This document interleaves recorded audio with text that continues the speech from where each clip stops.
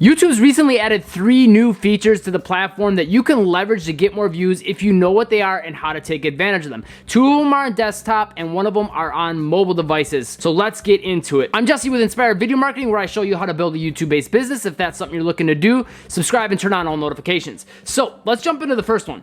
The first one is they introduced that they're going to be changing the layout on desktop devices as far as how the home feed looks, which is big. The home feed is where you can get a lot of views. Now, what those changes are is basically they're going to make your thumbnails bigger, they're going to allow for more of the title to be shown, and they're going to show your profile picture alongside that title. And the autoplay feature where you hover over the thumbnail and it'll autoplay just a few seconds of the video, that's getting some changes as well. It's going to be a little bit higher resolution. So what are the takeaways? Well, number one, if the thumbnail is bigger, then since it's blown up even bigger, the quality is going to come across a little bit more, right? So if your image isn't super crisp and clear, when it's bigger, it's going to be a little bit more noticeable on desktop devices. So it's something you want to consider when you're creating your thumbnails. If you can make a higher quality looking thumbnail, better chance you're going to get a click. And as far as the titles go, well, if you have more room to work with in your title, that means you can get more information across and tell a little bit more about what's in the video, why people should click, all that kind of stuff. So you could take advantage of that real estate that you're gaining. One thing to keep in mind with that though is on mobile devices, it's going to look pretty much the same as far as how much text you get and how many characters you get in your title. So with that in mind, you might not want to go too crazy with this because you want to be able to get your point across in the part of the title that people can actually see on mobile devices where most people's most traffic comes. So what that second change is, they've added an add to queue button that's going to be right by the watch later button. And basically what that'll do is if someone clicks that, whatever they're watching, it'll automatically show that video that they added to the queue next after the video that they're watching now. One thing to keep in mind with this is they say it will not be saved to a playlist or your watch later playlist. If a user does want to watch it later and they close down their browser, it won't be saved unless they actually add it to the watch later playlist as well. And now the takeaway for this as a creator is you want to think about, number one, the quality of your videos. If you give people a really good experience, there's a really good chance that they see more of your videos in their feed, in the suggested feed, home, whatever they're looking at.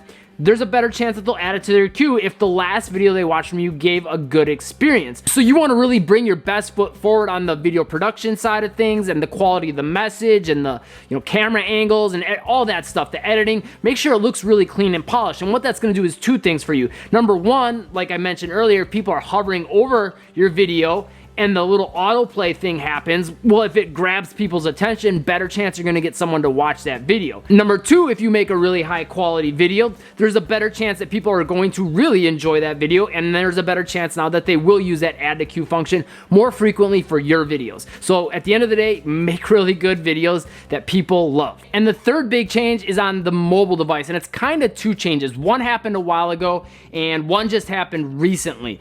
So on the home feed on your mobile device, one thing they added recently, as you can see on my screen here, there's autoplay.